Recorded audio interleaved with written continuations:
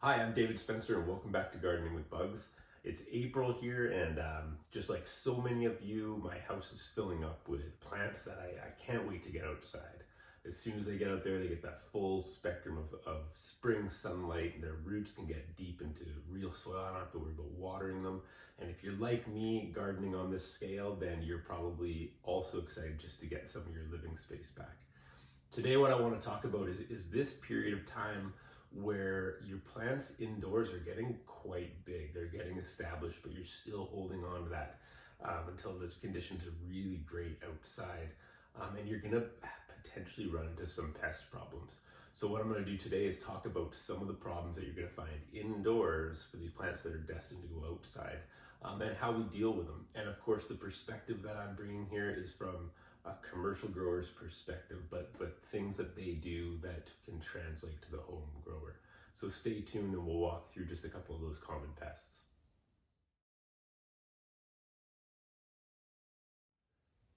Okay, the first pest I want to talk about is fungus gnats. Now, maybe you're lucky enough to not be aware of them or have not had them, but for most growers, you know exactly what I'm talking about. So these are the guys that kind of like mosquitoes, some people describe them as, because they're small winged insects with like long legs. And you usually see them because you've moved a plant around and you see them kind of hover around the surface of the plant. Their flight patterns kind of like random and they kind of bounce around, usually quite low in the plant. Now, as an adult, they're really just a pest because they're a nuisance. The problem is what they do is they lay their eggs in the soil. Those eggs hatch into little tiny larvae that kind of like worm-like larvae, like kind of long and slender, and they do damage to the roots of your plants. So they can eat other things like fungus, but really our concern is that they're feeding on the small filaments of the roots. Now, that alone, it could potentially stunt the growth if they were in big numbers, and that is a concern. But really their big concern is that they are, or our big concern about them is that they are vectors of pathogens. So that means that the adult can land in this plant and it might have root rot or pathogen like that, and then that adult can fly somewhere else and spread it. So that's really why fungus gnats need to be controlled both in your house and commercially. Now the solution for this, there's many. You can Google online and every gardener has their own concoction, or you'll see pretty common ones like nematodes and or mosquito dunks, and a lot of them work quite well. But what I want to introduce to you is the idea of this commercial application of a mite that goes in the soil called Stradiolaelaps schimatus. The reason why commercial growers use this is it's a one-time application and they live permanently in the soil. So when I've seeded my little seed tray, I can sprinkle Stradiolaelaps onto the soil. They'll live there, they'll eat things like fungus gnat larvae, so they'll inside the soil, pupating thrips, all sorts of grubs and larvae that are doing damage there. But as I pot them up and then set them outside, those mites are still in the soil, still doing the same thing. So that one-time application means I'm not constantly reapplying. I don't have to worry about soil conditions like you would with like nematodes or BT applications. This one, you just set it and forget it. And yes, you might get a couple fungus gnats, but you're never going to run that risk of it being an infestation. You can get Stradiolaelaps online if you're in Canada through Amazon under the brand name Grub Grenade. These have to come overnight from the producer, which they do in Grub Grenade's case. That's because they're a living organism. So don't go buy these off the shelf unless somebody can show you that they were brought in that night from the producer. Otherwise, you're going to have to look for a distributor that sells biocontrol agents and look for the brand Applied Bionomics Stradiolaelaps, which you can get in Europe through Benfried, a bunch of distributors in the US and Canada as well. Okay, let's talk about everybody's favorite, aphids. So aphids in a place like this can do a heck of a lot of damage very quickly, and it's because just like indoors, we've shut out nature. So all the natural predators of aphids, for which there are tons, are not here fast enough or in greater numbers to wipe these out. So as you're looking around every day and you're watering them, you need to be inspecting your plants. So that's for all pests, but that's where you're going to find aphids first, because they're typically underneath the plant. You can hold it up and take a look underneath it, or just lift up the odd leaf. What you don't want to find is you're looking around and suddenly you see distorted growth, because that could be a sign that the aphids have already established. They've gotten quite numerous, or you've already damaged your plant irreparably. So let's get a quick control on aphids just by scouting and then squishing them as you see them. And yes, you might squish one that's been parasitized, but remember, we're not out in the garden. This is an area where you have to control those aphids. Alternatively, you can just, with a spray bottle, blast them off. If aphids are feeding on a plant, that's how they multiply quite quickly. They're constantly feeding. You can spray them off, and that'll break the mouthpiece off the plant tissue, and that'll disrupt their life cycle or kill them anyways. So the main biocontrol agent for controlling aphids is Aphids aphidomyza. Now that's a midge, so similar to like the fungus gnat, really. It's a tiny little winged insect with long legs. You're not really going to see that, but that's how you're going to buy them. You're going to release them, they're going to fly around. So in your house, it's not really a great option, but in a cold frame greenhouse like this, or in your garden, it works just fine. Release them at dusk, so they're going to fly up, they're going to smell honeydew, that's what the adults feed on, which is the product of aphids. And then they're going to land on the plant and lay their eggs where aphids are, sometimes even on the aphids themselves. Now each egg, there'll be hundreds laid by each adult female, will hatch into a little orange larva that crawls around and eats aphids. And in 1 week of its larval stage, each one will eat around 18 aphids. But better than that is they're competitive. And so they actually go around biting, killing aphids with their toxicity. They'll kill many and stop to feed on a few. So while they're feeding on 18, they can kill a couple hundred in some cases. So that is a huge knockdown, and it's why commercial growers don't buy ladybugs, because this one actually immediately knocks them down. They're not migratory. They don't have a certain threshold for laying eggs. These will just immediately go to work and knock those aphid species, or those aphid populations down, and a whole bunch of aphid species are affected by this one. Now, if you're in your house, you don't want to release this cloud of little insects that look like mosquitoes, of course. So another option is in Canada, you can get brown lacewing on these burlap swaths, and in lots of places you can get green lacewing eggs. Now these are great because you can put them right where you want them, like on a house plant or in a whole bunch of, or on a whole bunch of these small little plants. And the larvae immediately go to work eating aphids. Now brown lacewing to me is preferable because in the adult stage, it'll stay there. It'll also just eat aphids and lay more eggs, and you can have it cycle as well as outdoors, and that's available in Canada and in Europe, but unfortunately not in the US. If you're in the States, then green lacewing, it's great. The same thing, you apply the eggs, the larvae can eat the aphids right on that plant. The only problem is those adults need pollen and nectar only. They're not predatory, and they're just going to fly off. But still, if you need aphids in a controlled environment like in your house, you can just apply them right there. So remember, the key with aphids really is scouting early. I can't stress that enough. Like, you don't want to go buy beneficial insects because it costs you money, obviously.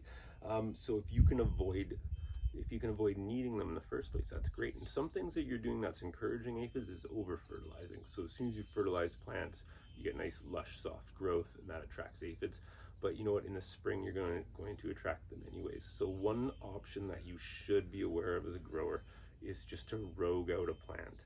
And I know, just like me, like, you don't want to get rid of a plant. You've already spent months growing it. But just by removing that plant, especially if you catch it early, it's going to save you a bunch of headache, because that one might be stunted. You might be spending the rest of your season trying to nurse it back to health. In the meantime, you've allowed it to spread to other plants, and the problem is greater. Whereas if you just rogue that one out, it's going to encourage you just to plant a few extra next year. And you're going to have healthier plants and fewer aphids going out. So remember, sometimes, unfortunately, the best course of action in an area like this is to find that plant that's very susceptible for whatever reason and just get rid of it. Aphids are a pain in the butt. Now, everybody hates spider mites, and it's ironically one of the easiest ones to control from my perspective of beneficial insects and biocontrol, and that's because it really didn't become a huge pest until we stopped overhead watering. We started being conservative with our water in large scale agriculture and stuff, that with like drippers at the base of each plant instead of just hosing down your plant kind of once a day. And it's the reason why you don't have spider mite problems outdoors as much in some climates. And that's because just the rain alone and the high humidity really thwarts two-spot spider mite. So that's why in cases like this, we can get it, and get it quite bad, or on your house plants. And that's because we've created this low humidity situation, and we're separating ourselves from the natural occurring predators. But most things eat spider mite. Even non-spider mite predators will tend to walk along, eat them. That's why you hear people say like ladybugs are control for spider mite. They're not. They'll eat a couple, but that's about it. They'll just fly off. But the point is they will eat a few. Everything will. So they're typically quite easy to control. So again, the first step before you buy anything is just wet it down. As soon as you see them, and what you will see is the spottling on the tops of leaves looks like individual tiny little markings, and that's because they kill each plant cell that they probe and feed from. So as soon as you see mottling, sometimes it's on the top of a leaf, but usually you're going to flip up a leaf and see these little guys, and they should just look like a speck. If you've got a magnifying glass, you'll recognize two spot spider mite because they have two dark spots on either side of the adults anyways. Now, what you can do just at that time is just mist your plant. And again, that's why I've got this spray bottle here. It's not for humidity, it's just to kind of wet down a plant whenever there's a pest or a honeydew or something like that. We just want to kind of knock it out, right? You have to be a bit concerned about that because you don't want to encourage pathogens, right? So you don't want plants to stay wet, obviously. That's another topic. But if you do have spider mite established, as soon as there's webbing, that's an advanced stage of a spider mite problem. And your best bet is the mite called Phytocoelis persimilis. Now this mite's one of the oldest biocontrol agents that we have in the industry. It only eats two spot spider mites. It's so easy, it's not expensive. Put it at the base of your plant or on the plant, however you want. It will smell, find those spider mite, and eat them. So the reason why persimilis is such a great biocontrol agent is because it can rapidly increase in population faster than the spider mite. So just like everything eats spider mite, well, this one only eats spider mite and will reproduce so quickly feeding on spider mite that it always overcomes the spider mite population. It is very tricky to ruin persimilis's chances of cleaning your plant. It's usually because you've tried other chemicals at the same time, or you have a really bizarre amount of fertilizer, soil conditions, something that's really stressing that plant out and encouraging spider mite. But persimilis, you can buy it from all your biocontrol producers for sure. It's easy. The only other thing I'd recommend is to prevent spider mite. Like if you have plants like cannabis or basil or something that's really that gets spider mite often, like you can pretty much guarantee that you're going to get spider mite attracted to it, then try something called Neocoeus phallacis, which is another mite, but it's more preventative because it can quickly increase in population based on the amount of food, but it's more of a generalist, so it eats two spot spider mite, but also thrips larvae and a whole bunch of other things. But it's a great preventer because once you have it established in an area like this, it's just keeping a whole bunch of pests down. But again, as soon as you see webbing with spider mite, you have to use persimilis. Don't just double up on phallacis. Get that persimilis. And again, phallacis, you can buy it on Amazon as well under canopy control. Otherwise, along with persimilis, you're gonna have to find that from a biological control producer. Okay, the last one I want to talk about is the biggest one, which is thrips. It's not biggest in terms of how often people deal with the problem, but it's biggest in terms of how complicated it is to control. And first of all, there's a whole bunch of varieties of thrips, so I'll encourage you to watch my video on thrips if it's really something that you're concerned about. Otherwise, I'm going to give you some kind of generalizations here. So the thrips that we're dealing with are not the predatory kind or anything. We're dealing with ones that are either attacking our plant tissue or they're flower thrips, so they get into the flowers. Both of those can do a huge amount of pest damage or plant damage, and will multiply quite quickly without predators available. And a lot of them are chemically, there's no chemicals that are going to wipe out things like western flower thrip. You can knock it down, but you're just never going to get rid of it. So it has to be biocontrol, which is great for the biocontrol industry, really painful if you end up with some of these thrips. So the most important thing is these guys are flying in, they're winged. So step number one is trap them. And they are attracted, flower thrips are attracted to flowers, so bright colors will attract them. So if you can use like a yellow sticky card, those are easy to find online. You can enhance the trapping, so you put that near the plant anyways on a little peg. You can enhance the trapping by adding like cotton ball to it and add a few drops of something like vanilla extract, peppermint extract, one of those floral extracts that you have in your kitchen. That smell along with the sight will attract adults and kill them. And every adult female that you get rid of, that's hundreds of eggs that you don't have to deal with. And the problem with thrips is the eggs are laid in the plant tissue, so there's nothing walking around eating those eggs, and you're not gonna be able to buy something that does it either. What you're gonna get is beneficial controls that eat them right when they hatch. So the larvae come out, they're already doing damage. Now remember, thrips larvae, you're gonna see something similar to spider mite damage, in that you're gonna see a mottling on the surface of the leaves, but they're actually scraping, they're not probing.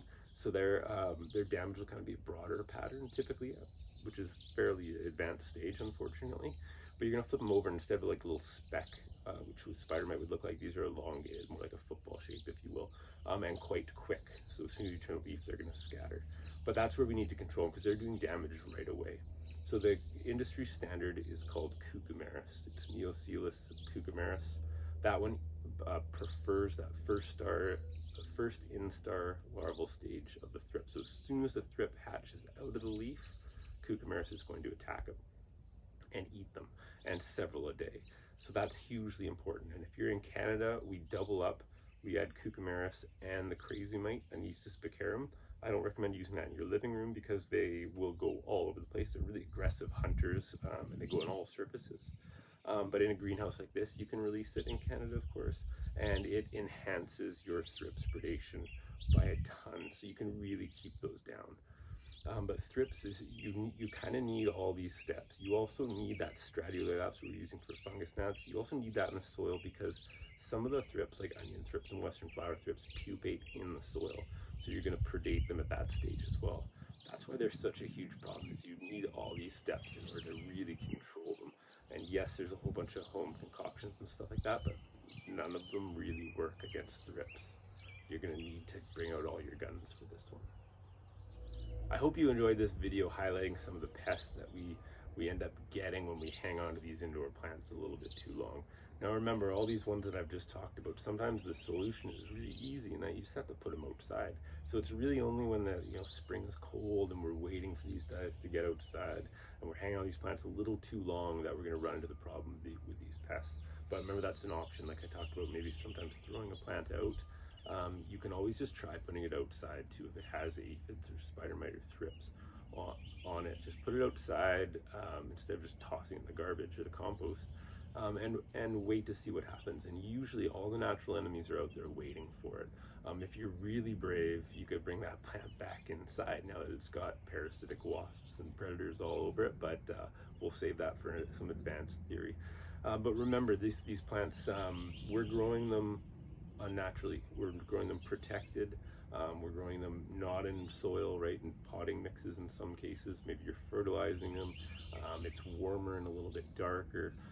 It's not their ideal situation. So of course we're going to benefit the pests more than we're going to benefit some of the predators.